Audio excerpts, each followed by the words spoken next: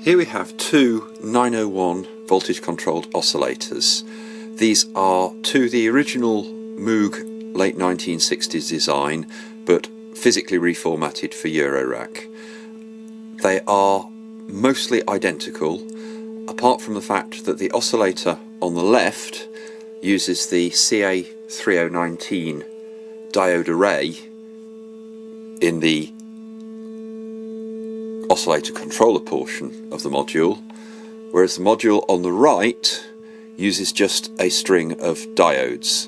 In the original Moogs, the very early ones, sort of 1965, 66, 67, these would have probably been large top hat germanium diodes. Here they are modern metallized Schottky diodes. This does mean that there is a slight difference in that the current produced by the oscillator controller is slightly different between the two. So whilst they're tuned in ostensibly to the same pitch, the controller is set slightly differently, and it's about a 3-octave difference, about 2.5 octave difference, looking at the control settings. The top trace on the oscilloscope is the left-hand oscillator. The bottom trace is the right-hand oscillator. Now the oscilloscope is set to free run, there's no triggering, so to get the traces stable takes some fairly fine tuning.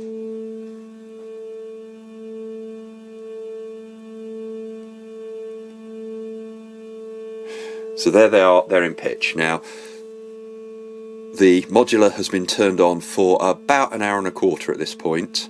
The power supply is in the bottom of the modular, which is 3 rows below this one, but it is quite warm to the touch. Ambient temperature at the moment is 23 degrees C. So what I'm now going to do is a time lapse and just see how the tuning drifts over time. So we're now saying that now is time 0. So we'll be back in about 5 or 10 minutes. Okay, 10 minutes has elapsed, and so far we have not much of a drift. There's hardly any movement on the oscilloscope, no more than when I tuned things in 10 minutes ago. So we'll leave it there and come back in another 10 minutes. Okay, another 10 minutes has elapsed. We're now 20 minutes in.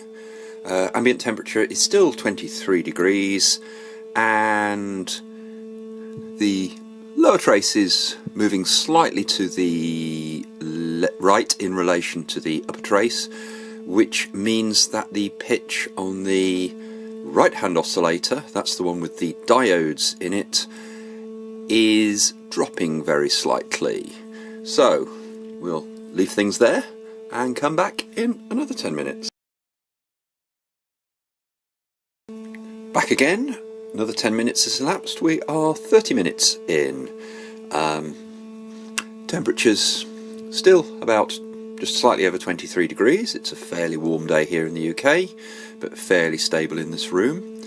And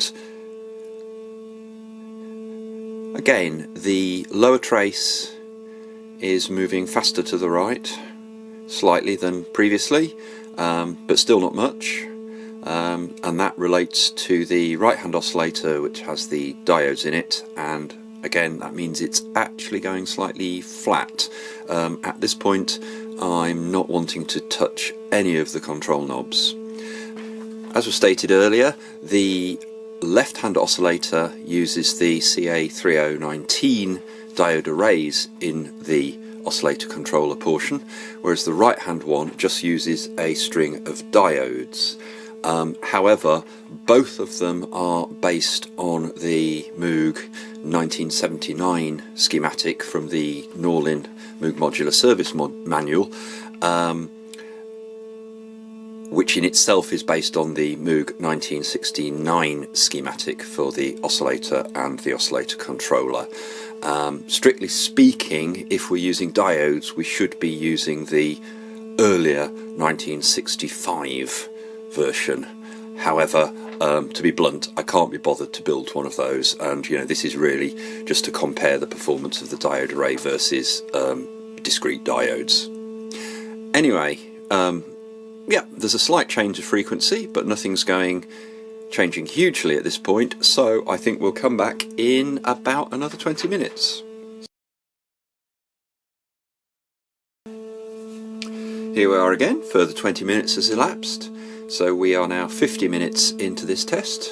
Ambient temperature is now 23.6 degrees C, and again, if we look at the oscilloscope in the middle of the screen, the upper trace, which is the left-hand oscillator, which has the CA3019s in the oscillator controller, that's about the same as previously, and the lower trace, the right-hand oscillator using discrete diodes, again, that is moving a bit faster, and at this point I'm more or less at the end of the test, so I'm going to touch the knobs.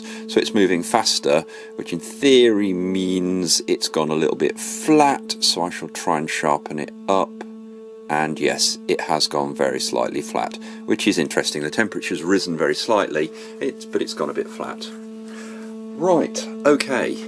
One more test to do. This is a bit brutal. So we've done sort of stability over time. The 901 oscillator series in the mid 1960s, when they were using the discrete diodes, was renowned, or allegedly renowned, for going out of tune. For instance, if someone opened the studio door, very prone to drafts. So what I'm going to do now as a test is give it some air, basically. So for this, we need the essential synthesis tool of a hairdryer.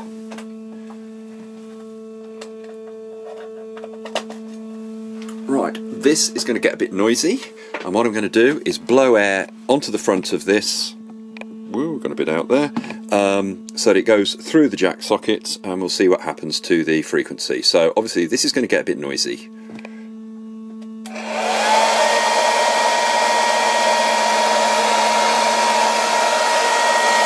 So at the moment this is cold air, and well, would you look at that?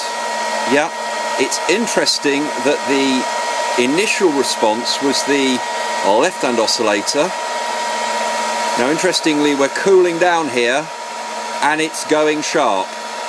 The right-hand oscillator was going slightly sharp and is now going flat. But this is a fairly rigorous test.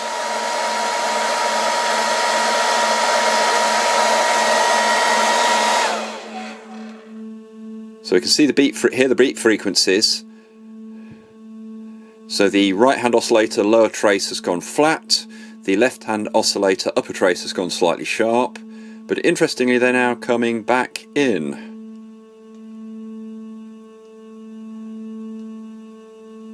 That's interesting, we're near enough back where we were before I was giving it the blast of air. So let's try again. This is cold air.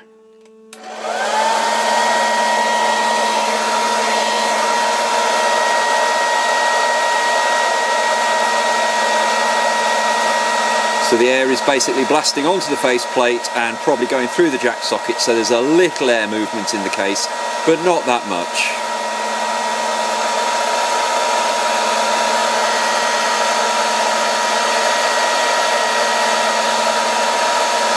Now both are going flat, but interestingly the discrete diode lower trace is going flat quicker.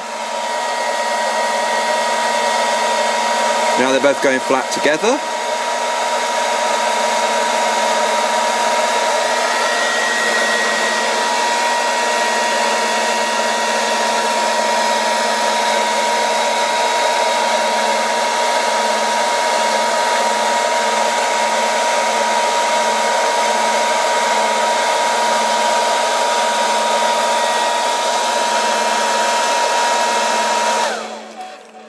So that's interesting still. Yeah, they are going slightly flat with the air blast. As I say, it is just onto the front panel, so there's getting some movement through the jack sockets. So what I'm now going to do is from the side blast it into the case.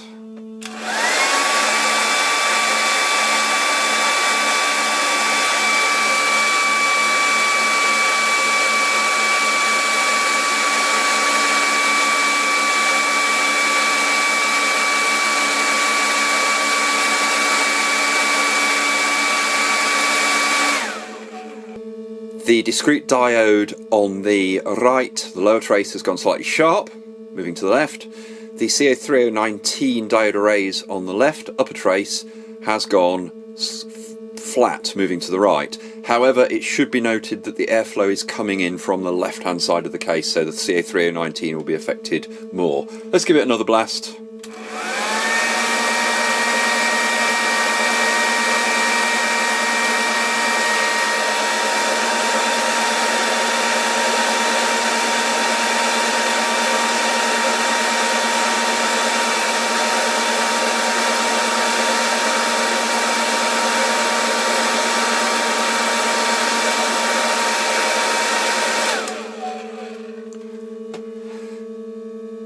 So interesting that, yes, an air current does disturb both oscillators, but it's interesting in this sort of quick and dirty test that the CA3019s are going flat far quicker than the discrete diodes, though, as I say, this is biased because the airflow is coming in from the left-hand side where the CA3019s are.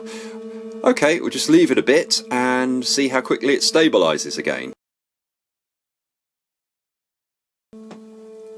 Okay, just under 5 minutes has elapsed since the last test, and the lower trace is about back where it was previously prior to blasting it with a hairdryer.